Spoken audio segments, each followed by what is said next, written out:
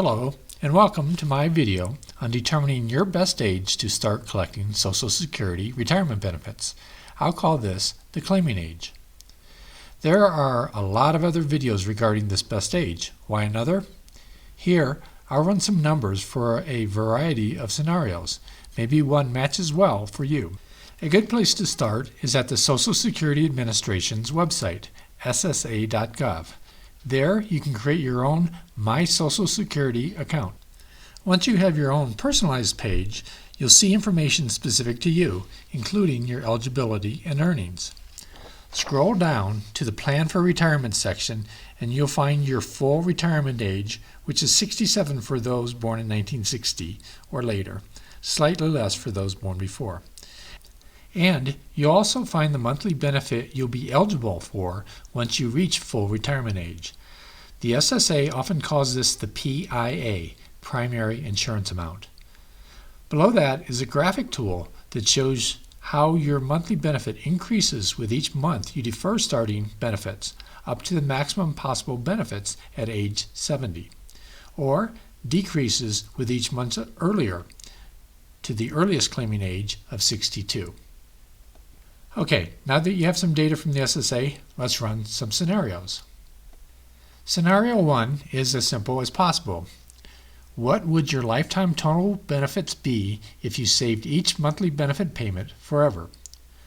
Then we'll compare how this savings balance grows for three hypothetical participants.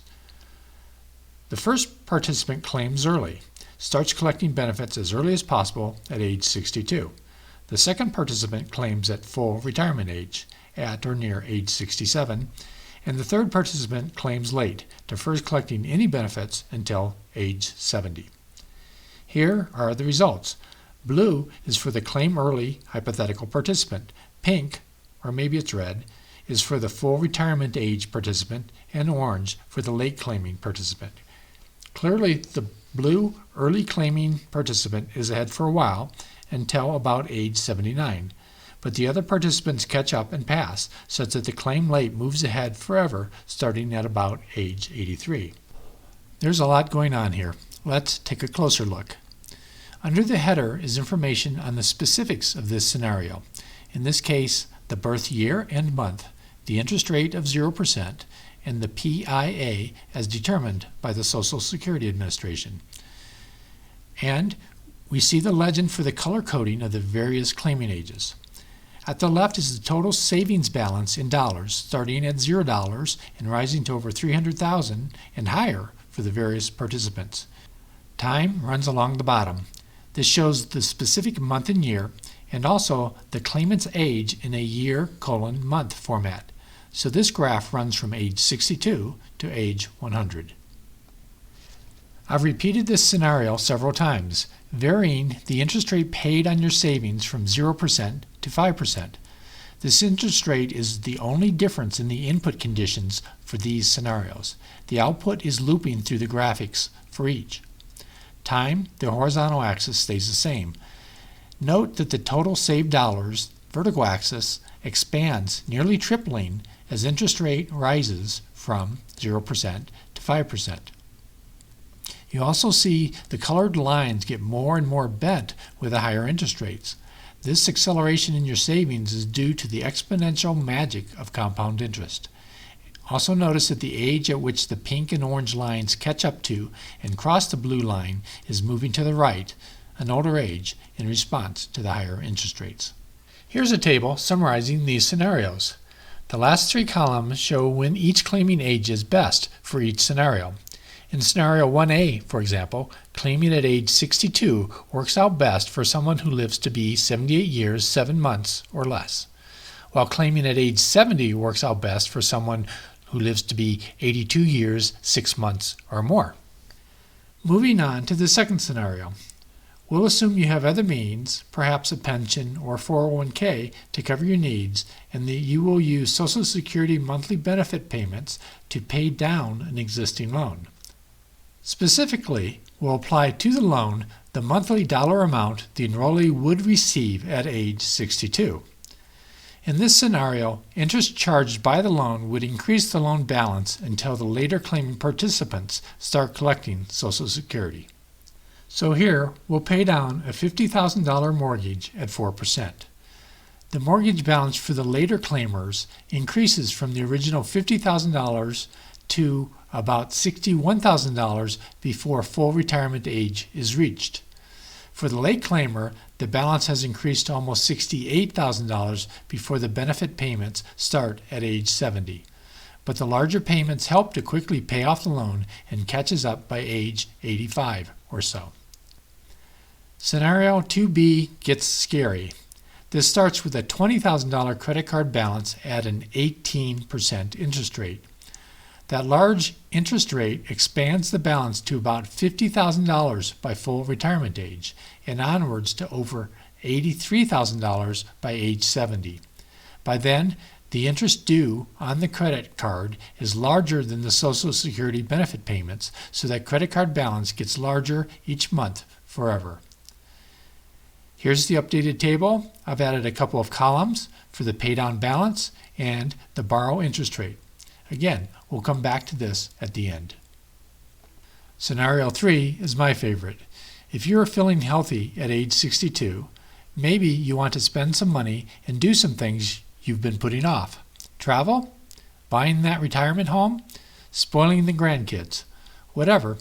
Let's compare spending the full amount of your reduced benefits at age 62 for our three claiming ages.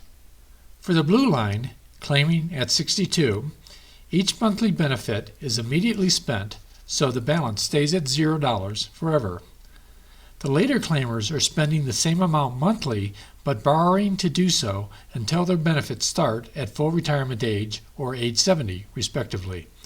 So they each go in debt up to more than $66,000 by age 70. But again, as in the first scenario, the larger benefits catch up rapidly such that the late claimer is ahead before his or her 83rd birthday. However, if we need to pay a 4% interest rate on that loan, then that pushes out the break-even point by more than half a decade. The third variation on scenario 3 is a definite no-no. As before, we start spending the amount of the early benefit starting at age 62. But the late claimers are financing that at 18% on their credit cards, at which rate the debt builds very quickly. This is the only scenario we stop at age 80 because the debt goes so badly so quickly. Looking at the summary table, you may be surprised that the break-even ages are the same for scenarios 1A and 3A, each having an interest rate at 0%. Also, scenarios 1E and 3B, each at an interest rate of 4%, also have identical break-even ages, even though one is investing at 4% and the other is borrowing. Having gone through these scenarios and many more, here are my personal takeaways as to choosing the best claiming age for collecting Social Security. Longevity is the great unknown, but if you have reason to believe your longevity will be far from average, either shorter or longer, then respect that. Start collecting your benefits sooner or later accordingly. But beware of the risk of outliving your expectations. Old age can be expensive. The summary table shows that high interest rates dominate almost everything else. That's good if you are investing, bad if you are borrowing. Get rid of sizable high interest rate debt, starting Social Security at 62 if necessary. High return investments are generally risky, but if you can invest for guaranteed high returns, then do so, starting Social Security early if necessary. Those of us faced with this decision have far more years behind us than ahead. If you are relatively well set before Social Security and you want to embark on some quality of life spending that is possible only by claiming your Social Security benefits early, then I say go for it. You now understand the trade-offs, so enjoy. If you are still undecided, then defer collecting Social Security until age 70. That extra 70% in monthly benefits might be very helpful when you outlive your expectations, and those extra dollars may make the difference in meeting your needs and helping those who are helping you at that time. Thanks for spending your 10 minutes with me. But if you are interested in using the free software to run your scenarios, then I'll ask for another 60 seconds. The software I used is free for you to use. It runs on your computer, in your browser, and does not save any of your information after it displays your results. Point your browser to the address you see on the screen.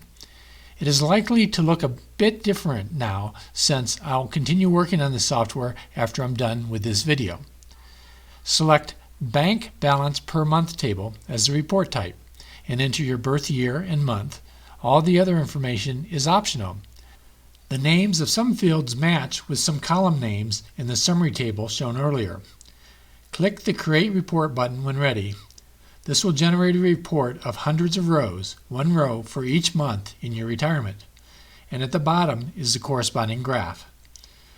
I'll have another video to cover the usage of this software in more detail, but I hope this is enough to get you started.